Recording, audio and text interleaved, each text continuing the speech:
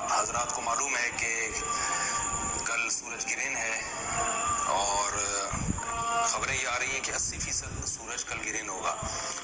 اس بارے میں اسلامی حکام کیا ہیں, شریعت کیا کہتی ہے, اس کے لیے علماء نے سوچا ہے کہ کچھ باتیں عوام تک پہنچائی جائیں. تو اس لیے میں نے بھی ارادہ کیا کہ شرعی حکام اس بارے میں بتائے جائیں, اس میں حکمتیں کیا ہیں. رسول اللہ صلی اللہ علیہ وسلم کے دور میں سورج گرہن ہوا ہے. آپ صلی اللہ علیہ وسلم کے نرینہ اولاد نہیں تھی, آپ کو اللہ نے اولاد دی اور آپ کے بیٹے کی موت واقع ہوئی. یہ ایک بہت بڑا حادثہ تھا اس وقت, کیونکہ عرب میں نرینہ اولاد کی بڑی ویلیو تھی. آپ صلی اللہ علیہ وسلم کو اللہ نے بیٹیاں دی, بیٹا نہیں دی, اور بیٹا دے کے اٹھا لیا. تو ایک بہت بڑا واقعہ تھا, اور اللہ کی قدرت کے اسی دن سورج بھی گرہن ہو گیا. تو عرب یہ کہا کرتے تھے, زمانہ جاہلیت میں یہ بات مشہور تھی کہ کوئی بہت بڑا دنیا میں واقعہ ہوتا ہے تو سورج یا چاند گرہن ہو جاتے ہیں. اسی دن سورج بھی گرہن ہوا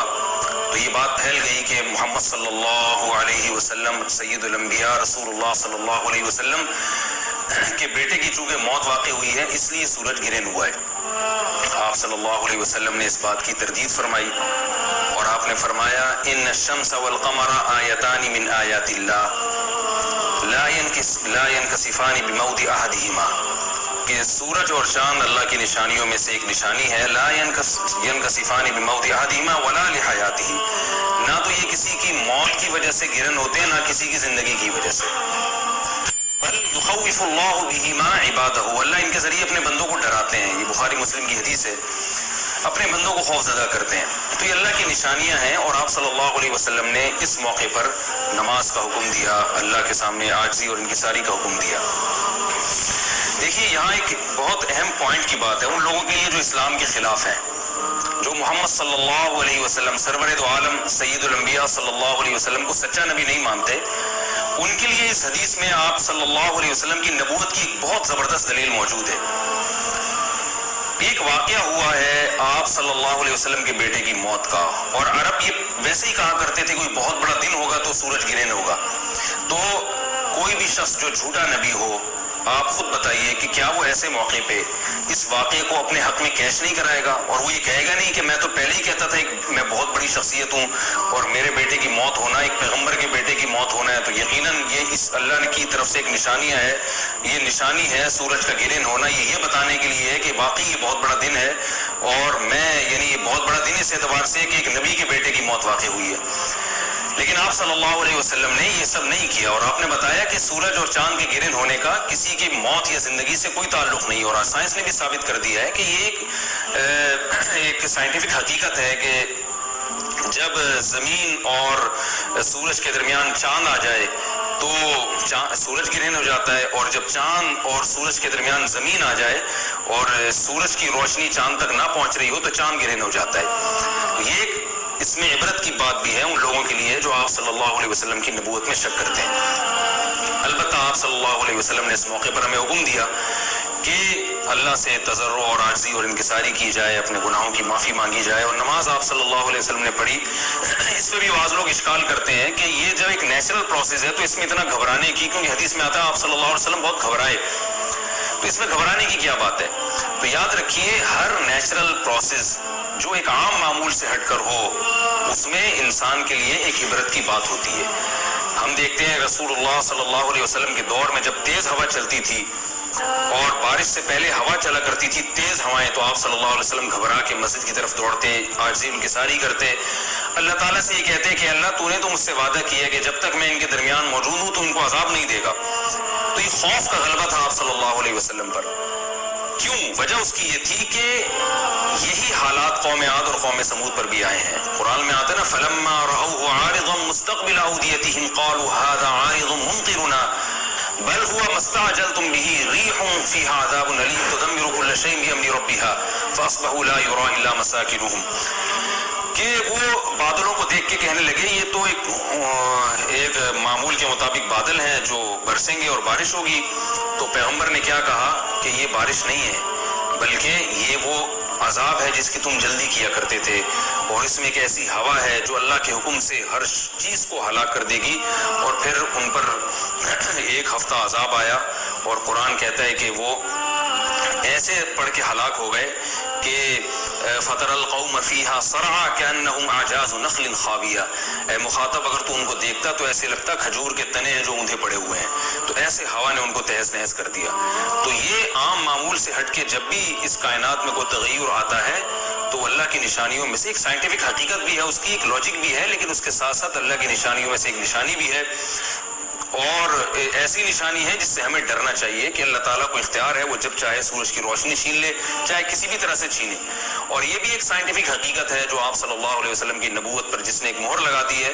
کہ سورج اور چاند کا گرہن ہونا، اگرچہ اس کی ایک لاجک ہے کہ چاند سورج کے سامنے آ جائے تو سورج گرہن ہو جاتا ہے، لیکن اس بارے میں جو ہماری تحقیق ہے، جو سائنسدان کہتے ہیں کہ یہ وقت یعنی خطرے کا وقت ہوتا ہے، سورج سے ایسی خطرناک ریز نکلتی ہیں جو نقصان کا سبب بن سکتی ہیں، تبھی بعض حضرات سورج کی طرف دیکھنے سے بھی منع کرتے ہیں،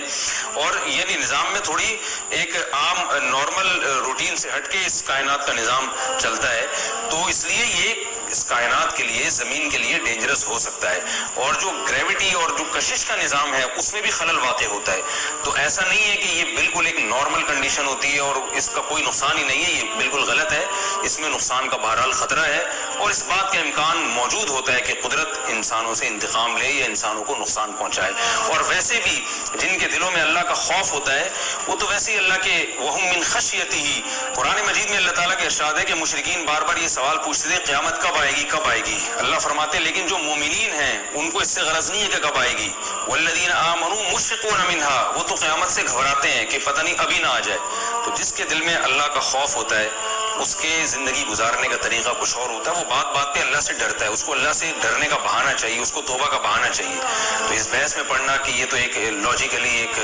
سورج کی روشنی غائب ہو جائے گی، وہ ٹھیک ہے، یہ سائنسدانوں کا شعبہ ہے کہ کیوں غائب ہو رہی ہے، ماہرین فلکیات کا شعبہ ہے، لیکن اہل ایمان کا جو کام ہے اس موقع پر، ان کا جو وظیفہ ہے وہ یہ کہیں کہ اللہ کی نشانیوں میں سے ایک نشانی ہے، اللہ اپنی قدرت دنیا میں دکھاتا ہے کہ میں یہ بھی کر سکتا ہوں چاہے کسی بھی طریقے سے کروں، تو ہمیں اس موقع پر باہر اللہ کے سامنے جھکنا چاہیے، اپنے گناہوں سے معافی مانگنی چاہیے، اور وہی عمل کرنا چاہیے جو رسول اللہ صلی اللہ علیہ وسلم نے ہمیں بتایا ہے، اور اس بارے میں جو توہمات پھیلے ہوئے ہیں اس سے بھی ہمیں اجتناب کرنا چاہیے۔